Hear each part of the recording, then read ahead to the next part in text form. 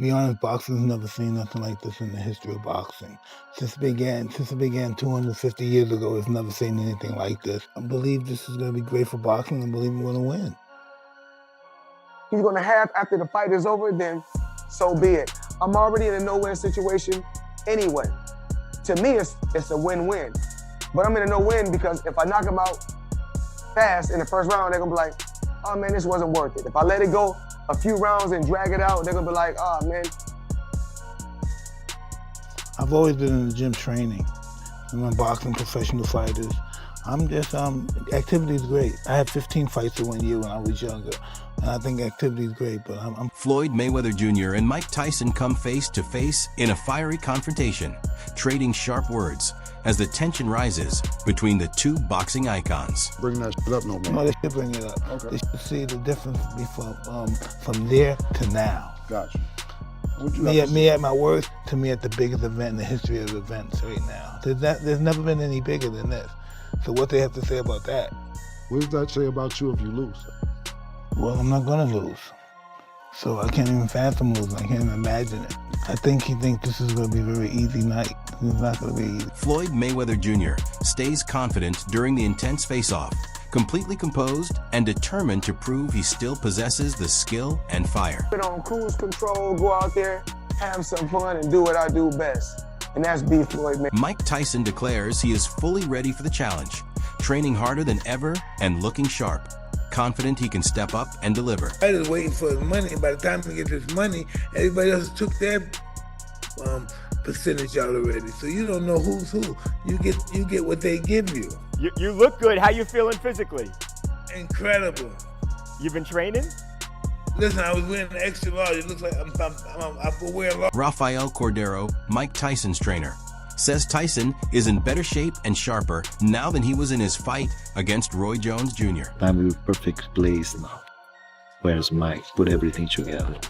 So mentally, physically, we're excited, man. We're excited. If the fight was next Saturday, you will be ready for it. So we talk about Roy was 4 years ago. Today, Mike is much better than he was when he... Mike Tyson looks razor sharp in training camp, sparring at full power, pushing his limits, and preparing intensely for the upcoming challenge.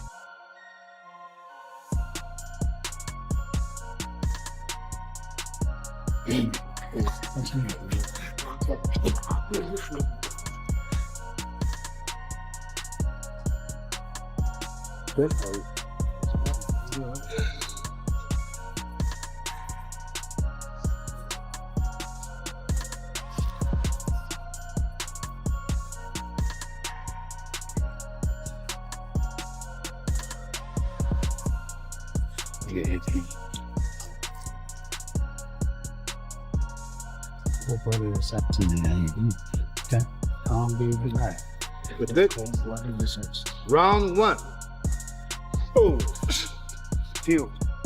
Cut the ring. Exactly. Cut the ring. Jeff Mayweather says Floyd Mayweather Jr. has always been comfortable embracing the villain role, and a fight with Mike Tyson could test his legacy while still highlighting his confidence and skill. It's easy because Floyd always was the bad guy.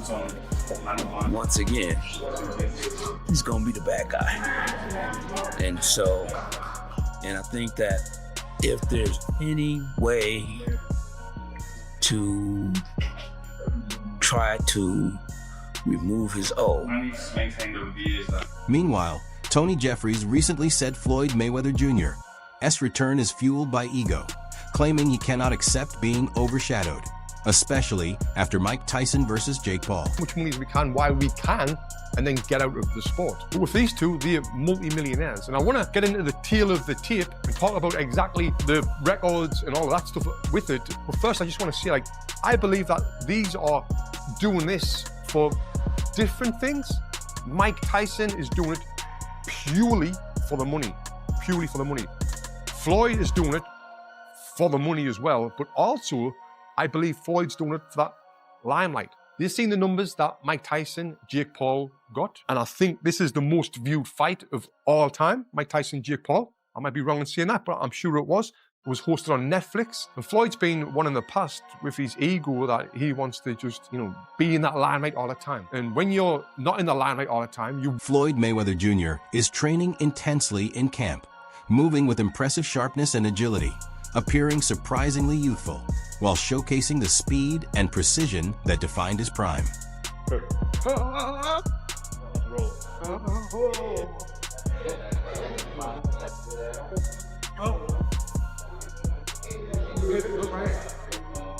Right hand hook. Again. Hook right hand.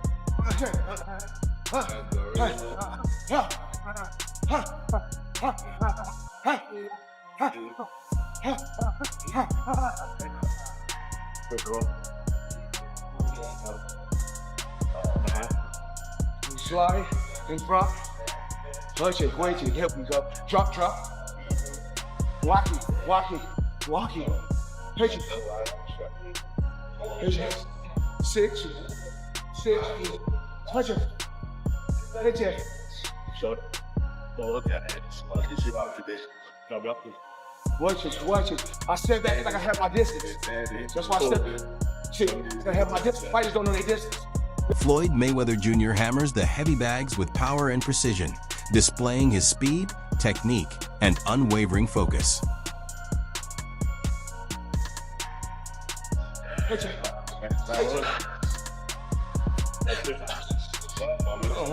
Touch. Again, touch the gun. Pitch it. Pitch it.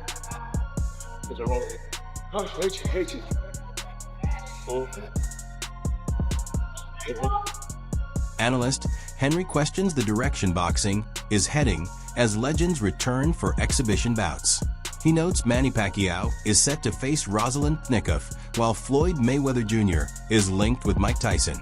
To him, these matchups seem motivated more by financial gain than sporting necessity, especially when older fighters return for another run.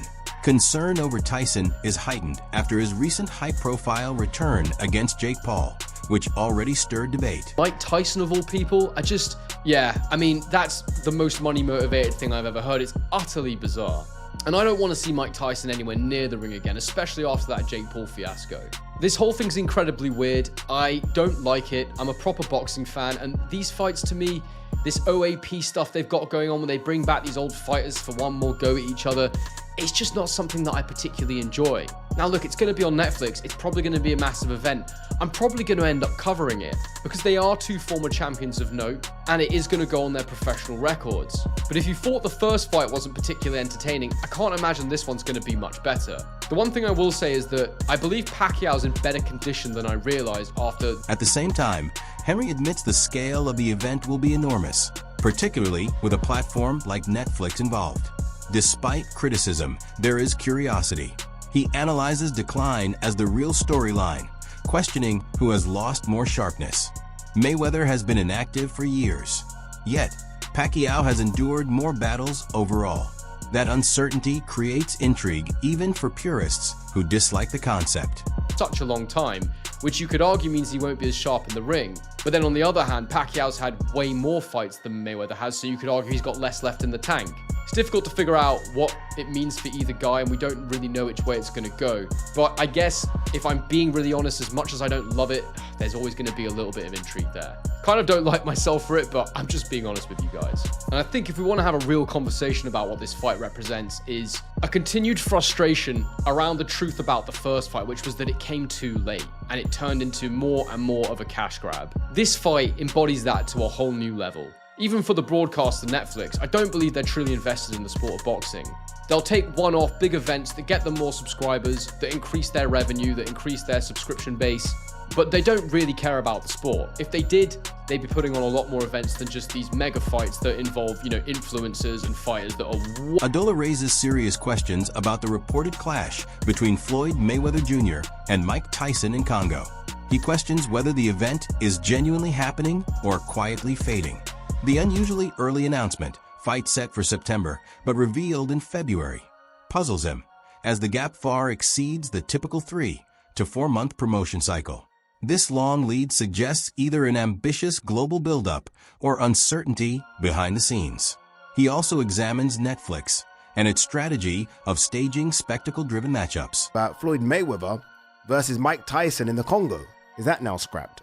Why are they announcing this several months before the event? I mean, is it a massive build-up?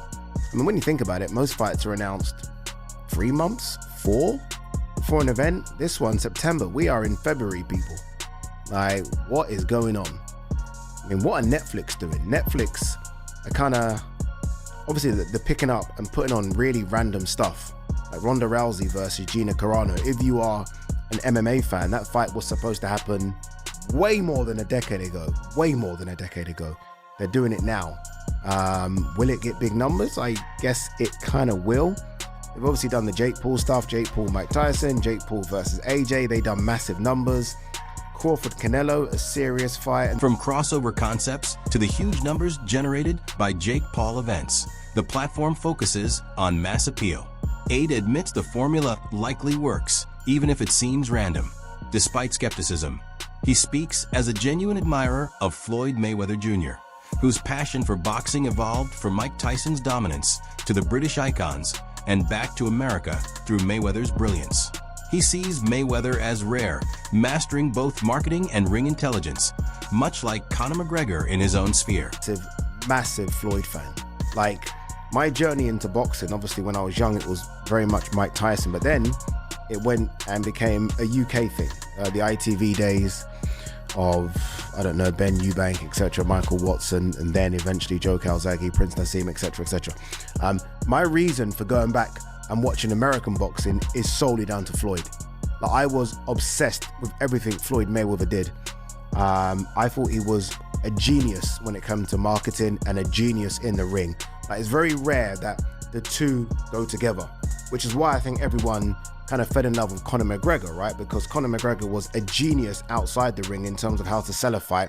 And in the octagon, he actually proved that he can fight as well. Floyd, obviously on a completely different level, but you know what I mean? Very similar. Someone that talks the talk. And Wade Plemons shares his honest view on Floyd Mayweather Jr.'s return to the ring, highlighting the tension between legacy and financial motivation.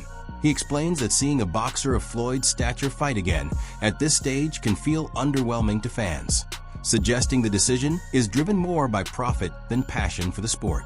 For longtime followers, there is discomfort in knowing a legendary career might be overshadowed by the pursuit of money rather than athletic achievement. Troubles because of the money he owed to the IRS, because of the terrible, terrible business and real estate investments that he's made, and apparently some of these have gone under, and he is owed back rent, or he is owing back rent, and he is delinquent on a lot of payments for a lot of different things right now. These things seem to have added up for Floyd, and now it's pretty apparent that not only is he doing these, bank robbery style exhibitions, but it looks like he absolutely needs to do it, which is very, very sad. Listen, I'm not the biggest fan of Floyd Mayweather as an individual outside of the ring, but I never want to see athletes have their money mismanaged or mismanage their own money so badly that they go broke in retirement, and it looks like that's kind of what's happening. And here's a snippet from Business Insider because it made me want to pay. Despite media speculation about Floyd Mayweather Jr.'s finances,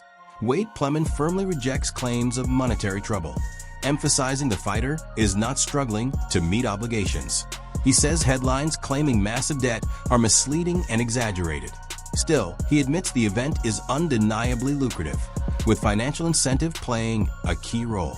While some may see this as disappointing or purely commercial, Plemons frames it as a calculated decision that balances Floyd's competitive spirit with opportunity, serving both as a spectacle for audiences and a demonstration of Mayweather's careful career and brand management. Financial distress, but the headlines aren't slowing down. $54 million alleged dollars in debt. So it makes sense why they would want to do this, and it's strictly for money. Let's be honest. This is a clear money grab, but this is going to be a terrible fight. This is not going to be a fight that anyone outside of watching Mike Tyson walk to the ring and the idea that maybe he'll knock out the little guy in Floyd that Tyson for a long time didn't like.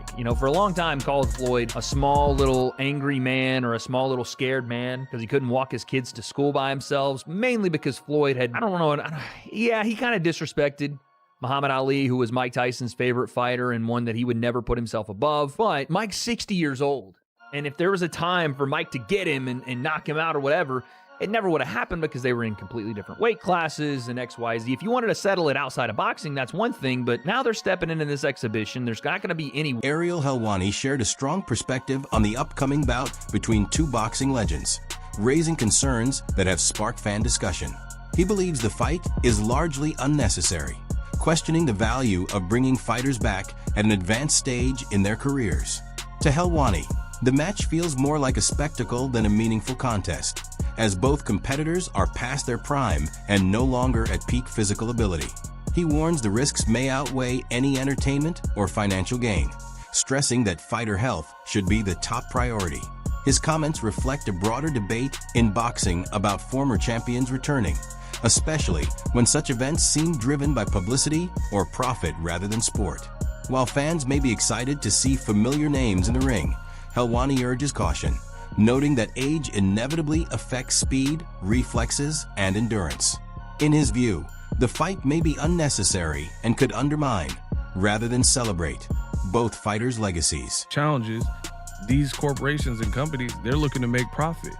And if they put out a pay-per-view, and a lot of people, another thing is the fighters. I'm blaming the fighters too, because there's a lot of guys, they're not bigger than the fighters of yesteryear. That's why you can have a Floyd Mayweather and Mike Tyson, whose brands are so big. This is gonna be a big fight. It's gonna be, just because it's a freak show, circus fight, whatever you wanna say, some people are gonna be mad at it, I don't wanna see it, blah, blah, blah. But the curiosity is always gonna get the best of the masses, especially if they put this on Netflix or Amazon or whoever, right? And that's the reality. A lot of these new fighters, Gen Z fighters. Johnny Nelson recently offered insight into the dynamics behind the highly anticipated meeting between Mike Tyson and Floyd Mayweather Jr., highlighting aspects many fans might overlook. He noted that despite their age, Mayweather still displays remarkable speed, power, and precision, moving with a sharpness that surprises even seasoned observers. In training, he shows youthfulness in technique, hitting the bags with intensity and focus, reflecting years of disciplined preparation. Nelson also emphasized the human side of boxing legends, noting that decisions to return often involve more than pride or competition. Financial responsibilities, family considerations, and the desire to stay relevant all play a role.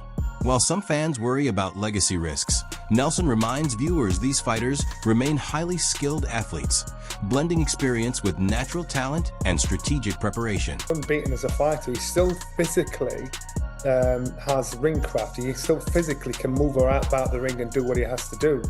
I think for Mike Tyson, he's going to be very frustrated. He will want to lay a shot on him to get rid of him, but unfortunately, you slow down. Father Time gets the better of us all. And even though I think when it comes to a fan's favourite, I'm quite sure most of the fans would love to see Mike Tyson put Floyd in his place, and that's probably what will be the attraction as well. But you've got to remember, Mike Tyson's 59 years old. You've got to remember, Floyd Mayweather is still hitting the bag in the gym. He's still moving around, even though he's 48 years old. But you've got to remember, these guys are individuals, their fathers, their brothers, or whatever. And they still want to earn a massive chunk of money. Where's Mike Tyson? Whatever they're getting paid. Where's Mike Tyson at 59 going to earn this kind of money? Where's Floyd Mayweather at this time of life going to make this kind of money? It doesn't matter what we say about legacy. These guys are still going to live. These guys are still thinking, you know what, I'll take the heat, I'll take the criticism, but you know what, my bank account's all right, my family's all right. And I know it's crude, and I know it takes the shine off it, but that's real talk. So these guys are now in a position where people want to pay them a lot of money to fight each other. It's against somebody they don't like. So again, ego's going to get the better of common sense with Mike, as far as I'm concerned. That's it for today's video. Stay tuned for more. Until next time.